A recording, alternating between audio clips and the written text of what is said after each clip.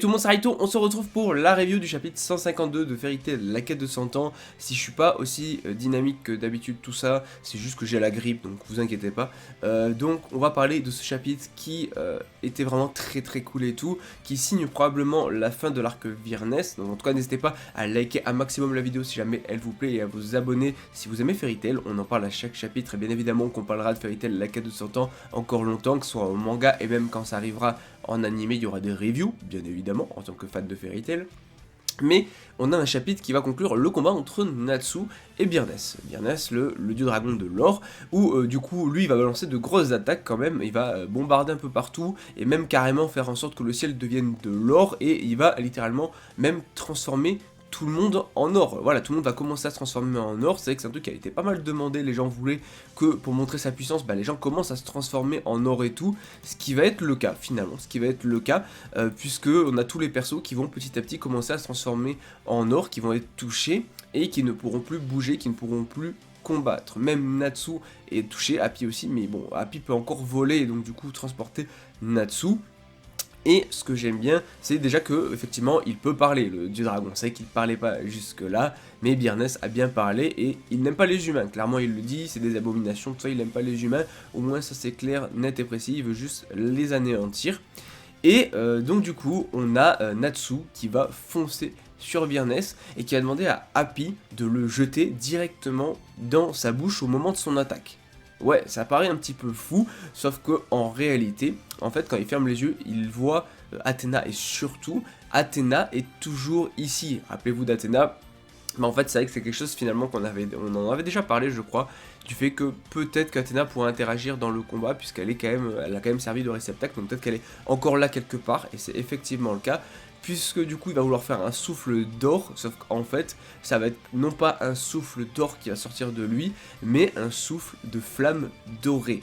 Et oui, parce qu'en fait c'est Athéna qui en gros dit à Natsu d'utiliser ses flammes pour vaincre Virnes. C'est elle qui va lui donner ce souffle de flamme. Donc je trouve ça vraiment très cool finalement.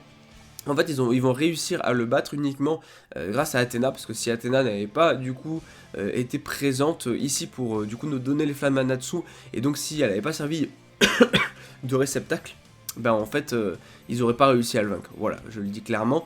Donc c'est cool, j'aime bien du coup la mise en scène et tout, même si c'est vrai que je trouve le combat peut-être un peu rapide et tout. Et en fait, on en parlera après, je me pose pas mal de questions sur la suite du manga là, mais en tout cas, ce qui est sûr, c'est que Natsu va manger les flammes. Ce que j'aime beaucoup aussi, c'est la référence aux flammes dorées que Jelal lui avait donné à l'arc du coup de Doration 6 avec Zero.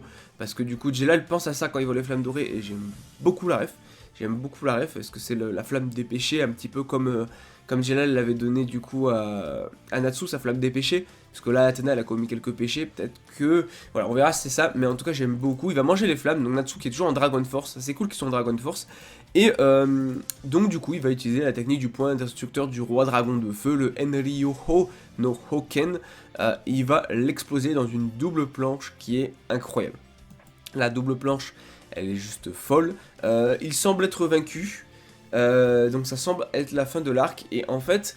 Maintenant, je me pose beaucoup de questions sur Fairy Tail, la quête de 100 ans, sur la fin en fait, sur la suite du manga. J'ai un peu de mal à savoir vers quoi on va s'orienter, puisque là on pourrait se dire... Excusez-moi. On pourrait se dire, ça y est, c'est la fin, il reste plus que l'arc Ignia, puisque... Voilà, Mersfovia, l'arc est fini, c'est bon, il a été vaincu, entre guillemets, Aldron a été battu, Selene, l'arc a été résolu, puisque Selene finalement elle est de leur côté maintenant, Virnes a été vaincu, en fait, Dograma qui s'est retrouvé entre temps là a été vaincu. En fait, logiquement, en ennemi, il reste que Ignia, donc il resterait que l'arc Ignia. Mais là où ça me surprend, c'est qu'à moins que l'arc dure longtemps, parce qu'en fait Mashima a dit que pour la quête de 100 ans, il avait encore pas mal d'idées, que en fait la suite pouvait encore durer longtemps, que l'univers pouvait encore être enrichi et qu'il pouvait développer encore pas mal de choses en Fairy Tail de la quête de 100 ans. Et là, du coup, je me pose pas mal moi de questions sur vers quoi on va se diriger en fait vers la suite du manga. Si l'arc est bien fini, bon, je présume il y aura quelques chapitres de fin d'arc plus transition, hein, comme à chaque fois bien évidemment. Donc là, au prochain truc, prochain chapitre, même où ils vont penser à Athéna, tout ça, enfin, il y aura un ou deux chapitres de conclusion à cet arc-là et un ou deux chapitres de transition vers l'arc suivant. Ça, je pense que c'est quasiment obligé. Mais maintenant, j'ai un peu de mal vers quoi va-t-on se diriger. Parce que... Et qu'est-ce que sont devenus Selene et Diabolos? Parce qu'ils ont servi à rien dans l'arc, finalement. Donc est-ce qu'ils ont été vaincus par Ignia? Est-ce qu'il s'est passé quelque chose? Ou est-ce que Ignia, pendant que eux étaient occupés avec ça, a lancé son plan et du coup ils ont eu des problèmes Diabolos à cause de ça? Je sais pas. Je sais pas. Parce que moi, le plan d'Ignia, si c'est revenir... Enfin, pour moi, en fait, le plan d'Ignia, déjà, s'il parle de faire revenir l'ère des dragons, soit il transforme les humains en dragons, ça pourrait être une possibilité, soit il nous refait un Eclipse 2.0 en fait, où il fait revenir les dragons et tout. Maintenant, ouais, j'ai vraiment du mal en fait, c'est pour ça que ça me tarde de fou en fait d'avoir les prochains chapitres, pour voir vraiment vers quoi est-ce qu'on va se diriger avec la suite de Fairy Tail la quête de 100 ans. Moi je kifferais d'un arc où Grey sera mis en avant et qu'on va avoir un arc sur Anxeram, le dieu, fameux dieu. Non, ça n'arrivera jamais. Ça n'arrivera jamais, je le dis. Il n'y aura jamais un arc sur les dieux. Mais c'est vrai, parce qu'on est quand même... Après la quête de 100 ans est basée sur les dragons, ça ferait un petit peu bizarre d'avoir un truc sur les dieux. Mais j'aurais kiffé de fou que, pourquoi pas, on ait Ignia, et après l'arc... on a encore un autre arc avec Anxeram, tu vois. Ça aurait été très très cool d'exploiter le fameux dieu, ou même les dieux en général, puisqu'on en a vu qu'un seul dans le manga, c'est celui que Natsu a battu à Avatar. Et finalement, on n'a pas eu plus d'infos, alors que les démons ont beaucoup été exploités. Les dragons, j'en parle pas, c'est bon, on a tout fait sur les dragons. Donc maintenant, il resterait les dieux. Mais ouais, non, vraiment, dites-moi, qu'est-ce que vous voyez pour la suite de Fairy Tail, vous? Est-ce qu'on va directement aller sur l'arc Ignia, sachant que Mashima a dit que ça pouvait encore durer un petit moment, qu'il avait prévu plein de choses pour la quête de 100 ans? Ou est-ce que vous avez une possibilité? Parce qu'après, il y a celle qui reste la clé d'Aquarius, donc il peut y avoir un arc sur la clé d'Aquarius, quelque chose lié à la clé d'Aquarius aussi, c'est une possibilité. Donc dites-moi vers quoi on va partir à votre avis. Arc Ignia, clé d'Aquarius, autre chose, d'autres méchants, d'autres choses qui vont se passer, un rebondissement inattendu, un truc auquel on s'attend pas du tout. Je sais pas, j'ai un peu de mal à voir la suite là maintenant. J'ai du mal à voir en fait directement entrer dans l'arc Ignia si le manga est pas prêt de se finir.